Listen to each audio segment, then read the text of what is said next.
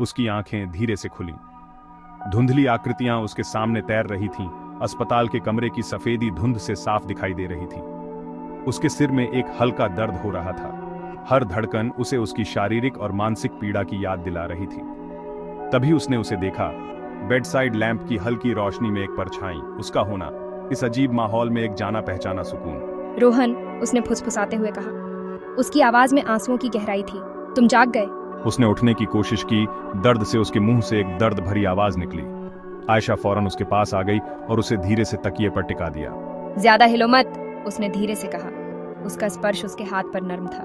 उसने उसकी तरफ देखा, सचमुच में देखा। जब से उस रात के बाद से पहली बार।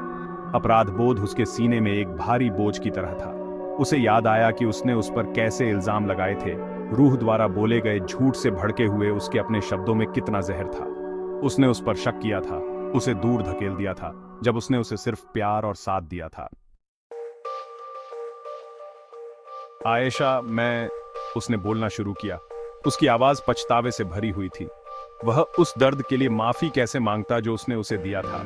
उसने अपनी एक उंगली उसके होठों पर रख दी, उसे चुप कराते हुए। अब कोई फर्क नहीं पड़ता, उसने धीरे से कहा। मायने ये रखता है कि तुम ठीक हो, तुम सुरक्षित हो। लेकिन फर्क पड़ता था। उसने उसे चोट पहुंचाई थी, बहुत गहरी, और यह सोचकर उसे असहनीय पीड़ा हो रही थी। उसने रूह की बातों पर यकीन कर लिया था। ईर्ष्या और उसके कानों में भरे जहर ने उसे अंधा बना दिया था। रूह, जिसने उससे प्यार करने का दावा किया था, उसने बस उसे उस चीज से दूर करना चाहा जो उसके लिए अनमोल थी। उसकी आंखों में दर्द देखकर आयशा ने आश्वस्त करते हुए उसका हाथ थाम लिया। डॉक्टर ने कहा कि तुम्हें आराम की जरूरत है, उसने कहा। उसकी आवाज जानबूझकर हल्की थी। हम बाद में बात कर सकते हैं।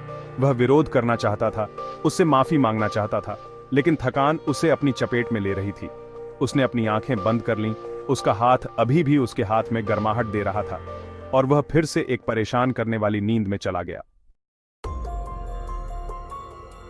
अगले कुछ दिन दर्द की दवा और धीमी आवाज में बातचीत के बीच कट गए। आयशा लगातार उसके पास थी। उसकी शांत शक्ति एक सुकून का स्रोत थी। उसने उसे रूह की गिरफ्तारी के बारे में बताया, उन सबूतों के बारे में जो सामने आए थे, जिससे उसके झूठ और चालबाजियों का पर्दाफाश हुआ था। खबर हालांकि उम्मीद के मुताबिक थी, लेकिन एक ठंडी संतुष्टि लेकर आई। रूह ने एक खतरनाक खेल खेला था, उनके प्यार को अपने कुटिल खेल में मोहरे की तरह इस्तेमाल किया था, लेकिन न्याय एक धैर्यवान शिकारी की तरह आखिरकार उसे मिल ही गया। आयशा ने अदालत की कार्यवाही के बारे में बताया। उसकी आवाज में कोई भावना नहीं थी जब उसने रूह द्वारा खुद को बचाने के बेताब प्रयासों के बारे में बताया, लेकिन सबूत अकाट्य थे। गवाह आगे आए, फोन रिकॉर्ड पेश किए गए, जिससे उसके धोखे की एक भयानक तस्वीर उभर कर सामने आई। उसे कल सजा सुनाई जाएगी, आयशा ने अपनी बात खत्म करते हुए कहा। उसकी आवाज सपाट थी। रोहन खिड़की से बाहर देख रहा था। सूरज को क्षितिज के नीचे डूबते हुए देख रहा था। उसने एक अजीब सी खालीपन महसूस किया। रूह की सजा, हालांकि वह उसके लायक थी, लेकिन उसके द्वारा दिए गए दर्द को मिटा नहीं सकती थी। यह उसके द्वारा कहे गए शब्दों, उसके द्वारा तोड़े गए भरोसे को वापस नहीं ला सकती थी। अदालत खचाखच भरी हुई थी। पत्रकार जगह के लिए धक्का मुक्की कर रहे थे। उनके कैमरे चमक रहे थे। उस महिला के पतन को कैद करने के लिए उत्सुक थे, जिसने कभी एक प्रसिद्ध उद्यमी के रूप में पत्रिका के कवर पर शोभा बढ़ाई थी।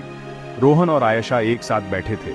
उसका हाथ उसके हाथ पर हल्के से रखा हुआ था। जज ने फैसला सुनाया। उसकी आवाज शांत अदालत में गूंज रही थी। रूह, जिसका चेहरा पीला पड़ गया था और उसका सामान्य अहंकार गायब था, को कारावास की सजा सुनाई गई थी। न्याय हालांकि देर से ही सही, लेकिन मिला था। जैसे ही रूह को ले जाया गया, उसकी नजर रोहन से मिली। एक क्षण के लिए उसने उसकी आंखों की गहराई में पछतावे की एक झलक देखी, लेकिन यह जल्दी ही अवज्ञा के एक मुखौटे से बदल गई। फिर वह चली गई, अधिकारियों और पत्रकारों की भीड़ में समा गई। अदालत से बाहर निकलते हुए रोहन को एक अजीब सी राहत महसूस हुई। रूह के झूठ ने उसकी जिंदगी की हर चीज को लगभग तबाह कर दिया था, लेकिन विश्वासघात का सामना करने के बाद भी आयशा के लिए उसका प्यार कायम रहा। यह एक ऐसा प्यार था जिसे आग में परखा गया था, और यह पहले से कहीं अधिक मजबूत, अधिक लचीला होकर उभरा था। अस्पताल में एक छोटा सा शांत बगीचा था, जो अंदर के बेरुखी भरे माहौल से एक तरह का सुकून देने वाला ठिकाना था। एक धूप वाली दोपहर में आयशा रोहन को व्हीलचेयर पर बगीचे में ले गई, जहां चमेली की खुशबू हवा में तैर रही थी। वे कुछ देर चुपचाप बैठे रहे। सिर्फ चिड़ियों की चहचहाहट और पत्तों की हल्की सरसराहट सुनाई दे रही थी। मैं जानती हूँ, उसने साफ गोई से कहा, लेकिन हम बीते हुए कल को नहीं बदल सकते रोहन। हम उससे सीखकर आगे बढ़ा सकते हैं। उसके शब्द रोहन के घायल दिल के लिए मरहम का काम कर रहे थे। उसने उसे चोट पहुंचाई थी, उस पर शक किया था, फिर भी वह उसके साथ थी, उसे एक और मौका देने के लिए तैयार थी। उसने उसका हाथ थाम लिया, उसकी उंगलियां उसकी उंगलियों में उलझ गईं। मुझे माफ कर दो, उसने आखिरकार कहा। उसकी आवाज में गहरी भावनाएं थीं, हर चीज के लिए। मैं तुमसे प्यार करती हूँ आयशा, उसने कहा। उसकी आवाज में एक ऐसी गहराई थी जो उसने पहले कभी जाहिर नहीं की थी, शब्दों से परे। उसने उसकी तरफ देखा।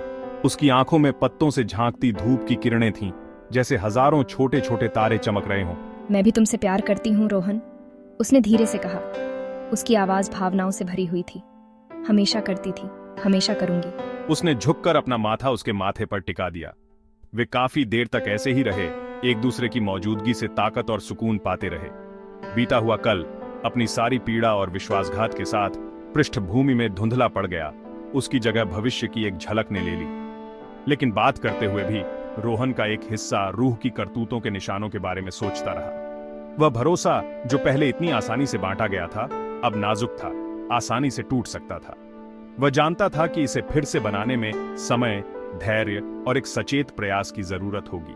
डरना ठीक है, उसने धीरे से कहा। हम दोनों बहुत कुछ सह चुके हैं, लेकिन हम इसका सामना एक साथ करेंगे, एक समय में एक कदम। उसके शब्द एक जीवन रेखा की तरह थे, जो उसे शक के गड्ढे से बाहर खींच रहे थे। वह जान गया कि वह सही कह रही थी। उन्हें अपने राक्षसों का सामना करना था, दर्द को स्वीकार करना था और साथ मिलकर ठीक होने का रास्ता खोजना था। उसने उसे अपनी बाहों में भर लिया, उसे अपने करीब खींच लिया। उसके शरीर की गर्माहट, उसके गाल पर उसके मुलायम बालों का एहसास, यह उनके साझा किए गए प्यार की एक याद दिलाता था। एक ऐसा प्यार जिसने तूफानों का सामना किया था और भी मजबूत होकर उभरा था। जैसे ही वे वहां खड़े थे, समुद्र तट पर एक दूसरे से लिपटे हुए डूबते सूरज की आखिरी किरणें उन्हें सुनहरी रोशनी में नहला रही थीं। रोहन जानता था कि उन्हें एक और मौका मिला है, फिर से बनाने का, माफ करने का, पहले से कहीं ज्यादा गहराई और जुनून से प्यार करने का। आगे का सफर आसान नहीं होगा। चुनौतियां आएंगी, शक के पल आएंगे और बीते हुए कल के साए भी मंडराएंगे, लेकिन वे सबका सामना एक साथ करेंगे, हाथों में हाथ डाले। उनका प्यार उनका मार्गदर्शक प्रकाश होगा। आखिरकार सच्चा प्यार हमेशा अपना रास्ता खोज ही लेता है।